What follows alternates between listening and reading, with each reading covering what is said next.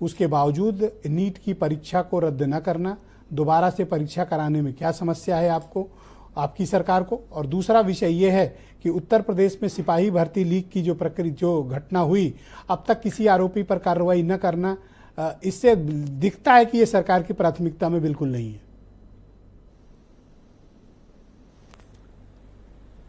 ब्रिजेश जी, भारत सरकार देश के छात्रों के साथ किसी भी अन्याय को नहीं होने देगी।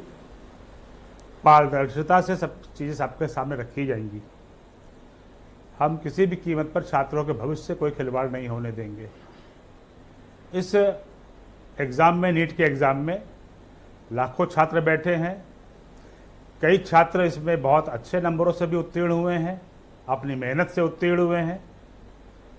हमें उन्हें भी देखना है कि किन लोगों ने मेहनत करके इसको परीक्षा को प्राप्त किया है। और जहाँ तक कि बिहार के एक सेंटर की बात सामने आई है, पटना में EOW वहाँ पर जांच कर रही है, और जो वहाँ पर मास्टरमाइंड सिकंदर यादवेंद्र का नाम सामने आया है, RJD के प्रथम परिवार से उन लोगों का संबंध है।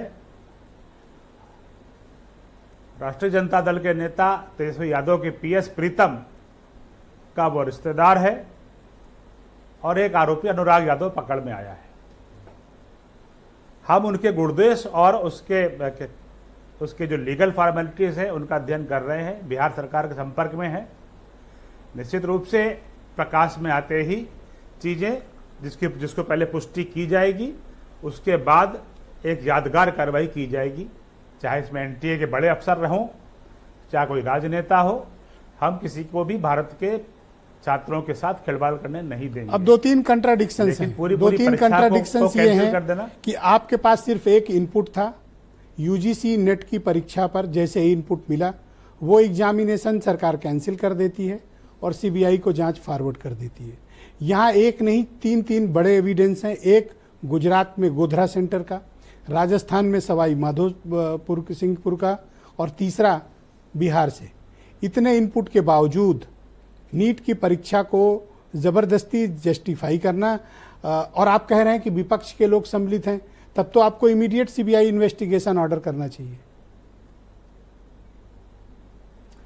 देखिए, इस मामले को राजनीतिक मुद्दा बनाने से लाखों बच्चों का भविष्य खतरे में पड़ेगा।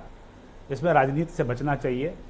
जिस तरह से श्रीमती प्रियंका वाड्रा ने आयुषी पटेल के फेक वीडियो के आधार पर तमाम आरोप लगा दिए, बाद में हाईकोर्ट ने आयुषी पटेल को गलत माना और उसको खिलाफ कार्रवाई के लिए NTA को स्वतंत्र किया है। राहुल गांधी जी ने क्या प्रियंका वाड्रा से पूछताछ करी? क्या राहुल गांधी जी ने तेजस्वी यादव से बातचीत करी? जहाँ तक कि परीक्षा के परिणाम और परीक्षा को स्थगित करने की बात कर रहे हैं, केंद्र सरकार के शिक्षा मंत्री ने अभी प्रेस कॉन्फ्रेंस करी थोड़ी देर पहले। एक हाई लेवल कमेटी बनाई गई है, सभी पक्षों को वो देख रही है। जो भी उस पर निर्णय होगा, आदरणीय सुप्रीम कोर्ट उसकी निगरानी कर रहा है, सुप्रीम कोर्ट की जानकारी में सब चीजें होंगी। मुझे लगता है कि ना तो आप एग्जामिनेशन कैंसिल करेंगे, ना CBI इन्वेस्टिगेशन करेंगे।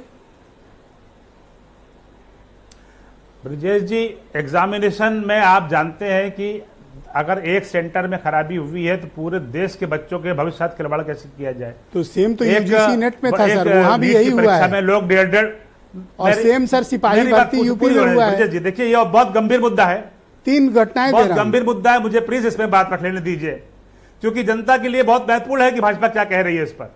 इसमें प्लीज जो है मुझे मौका दे दीजिए। नहीं, पर जब जवाब भी तो दीजिए ना, मत दीजिएगा। नहीं, अब जवाब भी तो देना पड़ेगा ना। नेट में आपको हर जवाब संतुष्ट कर रहा हूं। CBI इन्वेस्टिगेशन आपने किया, सिपाही भर्ती में आपको लीक मिला, आपने परीक्षा रद्द कर दी, इसमें क्यों नहीं कर रहे हैं? मैंने ये नहीं कहा कि परीक्षा ये रद्द होगी या नहीं होगी, अब इस पर निर्णय नहीं हुआ है।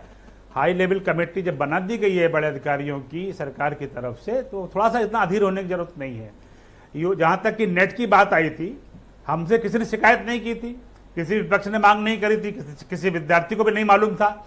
लेकिन डार्क नेट पर जो चीज़ें आ गई और हमारी जो सर्विलांस एजेंसियां हैं उसको वॉच कर रही थी, हमारी जानकारी में आते ही, गृह मंत्रालय की जानकारी में आते ही उसको शिक्षा मंत्रालय को बताया गया और उस परीक्षा को रद्द करके CBI इंक्वायरी कर दी गई है। इस राउंड का आपसे एक अंतिम सवाल है। और पुख्ता जानकारियां मिल जाएंगी सरकार को, हम इस पर उचित कार्रवाई करेंगे। उम्मीद है कि आज आपने न्यूज़पेपर्स जरूर पढ़े होंगे। सिपाही भर्ती परीक्षा जो उत्तर प्रदेश में रद्द हुई थी, गुजरात की कंपनी को ठेका दिया गया था और आरोपी विदेश भाग गया। ये आपकी जांच एजेंसियों की नाकाबिलियत है। देखिए, हमारी जांच एजेंसियों ने इस प्रदेश के अंदर कानून का राज स्थापित किया है, लगातार इस प्रदेश को अराजकता से मुक्त किया है, और यह जो पुलिस भर्ती में जो चीजें प्रकाश में आई उसकी निष्पक्ष जांच हुई है। उसी के निर्णय के फलस्वरूप पुलिस परीक्षा रद्द की गई थी कि किसी के साथ अन्याय ना होने पाए, और कोई भागा नहीं है। जो भागे हैं उनको पकड़ के लाएंगे, और इस देश के और इस प्रदेश के जो छात्र हैं उनको समुचित न्याय मिलेगा। ऑलराइट, थैंक यू आलोक जी, हमारे साथ जुड़े रहिएगा। फार्मर डीजीपी सुलखान सिंह साहब भी हमारे साथ मौजूद हैं। सर, आपका धन्यवाद और नमस्कार हमारे साथ जुड़ने के लिए। मैं